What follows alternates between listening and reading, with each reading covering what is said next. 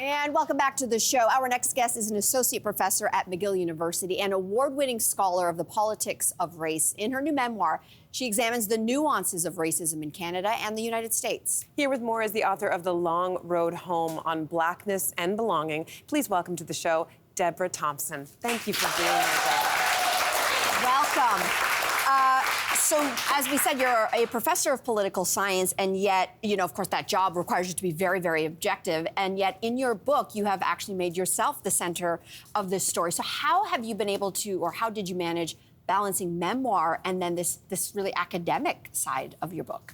I mean, it wasn't easy, and having myself be the center of this analysis was deeply, deeply uncomfortable because professors, we spend most of our time reading books alone, and we're very awkward humans. And so, but in Black studies, which is the tradition that I associate with, storytelling is tradition and repetition is awe, and we seek to center ourselves in our own stories, in part because there are so many parts of this world that try to dehumanize Black people. So even as some of my training speaks to the need to be objective and neutral and gather evidence and create these generalizable theories, I chose instead to try to honor that tradition of Black folks and the ways in which we seek to tell our own stories. Mm-hmm. And you found through your research that there's not much written about anti-Black racism in Canada. So I'm curious what your reaction, do you think we're complacent with our own history about race? I think we're complacent. I think we're ignorant. I think we're indifferent. And I think that's probably the most dangerous one.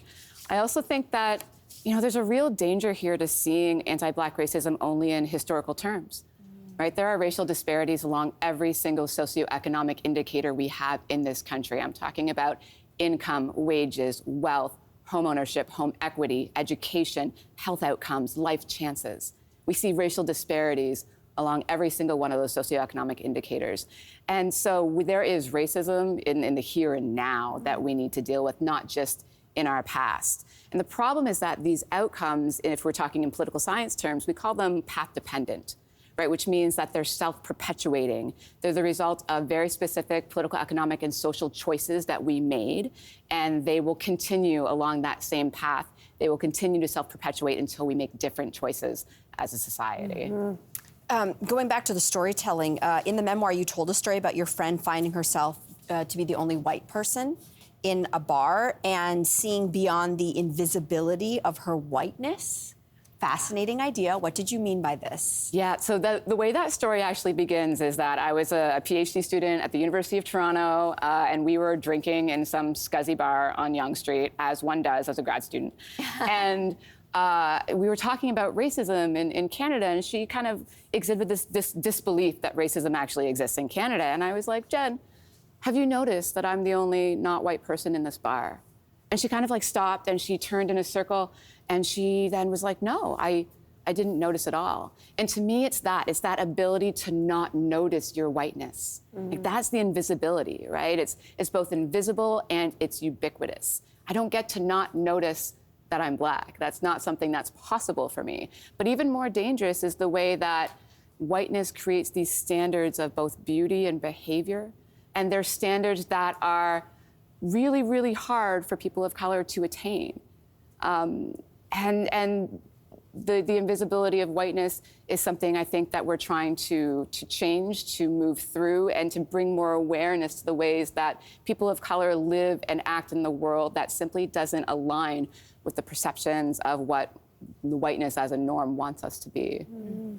I mean, you lived in the U.S. for around 10 years, so in 4 vastly different places in the U.S. So what did you learn about maybe the nuances of racism? People often make comparisons between Canada and the U.S. when it comes to that. What did you notice? Yeah, so let me start with the U.S. What I didn't know when I moved to the U.S. about the way that anti-Black racism operates there is the way that every single social, political, economic institution in the U.S. has been shaped by race. More accurately, has been shaped by white supremacy. You can't, if you named, give me an institution in the US and I can tell you its racial history. Everything from why public schools are funded through local taxes to the location of highways, which were deliberately constructed to blast through Black neighborhoods and destroy their commerce, right? And that same kind of way that anti-Black racism was embedded in institutions doesn't quite hold true in Canada. We have a different political culture and a different political history, and yet we also really pride ourselves with this comparison to the US, right? We are Canadian and therefore not American,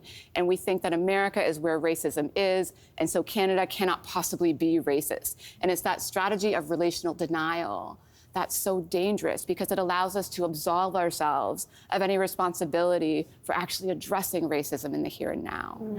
That's big.